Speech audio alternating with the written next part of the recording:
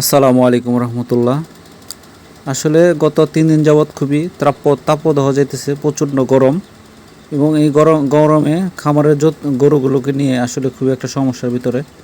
তাই 2 থেকে 3 বেলা গোসল দিয়ে থাকি আমরা। তো দেখতেই পাচ্ছেন গোসল করিতেছি ভালোভাবে ডোলে। এবং এখানে একটি বিষয় সবচেয়ে গুরুত্বপূর্ণ, আপনি গরুর উপর যখন পানি দিবেন এবং পানিটা দেওয়ার পরে আপনি পানিটা গরুর উপরে দিয়ে ধরে যখন নিচে হাত দিবেন, পানিটা যখন পড়বে গড়গড়িয়ে, তখন পানিটা দেখবেন কি ঠান্ডা না গরম।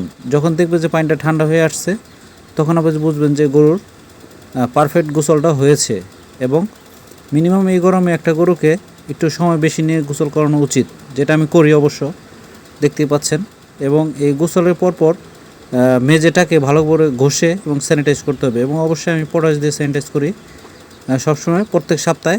এবং এতে গরুর অসংখ্য রোগবালা থেকে গরু রক্ষা পায়। এবং গরু গোসল করানোর পরে আমি দানাদার খাবার দেবো আজকে, এবং যে খাবারটা আমি দেই, এবং আলহামদুলিল্লাহ এই খাবারে আমার গরু খুব দ্রুত মোটা তাজা হয়েছে। তো আজকে আপনাদেরকে দেখাবো। এখানে আমি গমের ভুসি দিয়েছি, এরপরে হচ্ছে কুড়া। আমরা বাইরের কোনো কুড়া কিনে খাওয়াই না, আমাদের বাড়িতে ধান ভাঙিয়ে। তারপরে ফিট আছে, এখানে আমি নারিশের ক্যাটল ফিট ব্যবহার করি। এবং আমি কখনো পোলট্রির ফিট, গোয়ার ফিট ব্যবহার করি না, কারণ এতে সবসময় প্রত্যেক বছরই দেখা যায় যে অনেক গরু মারা যায়।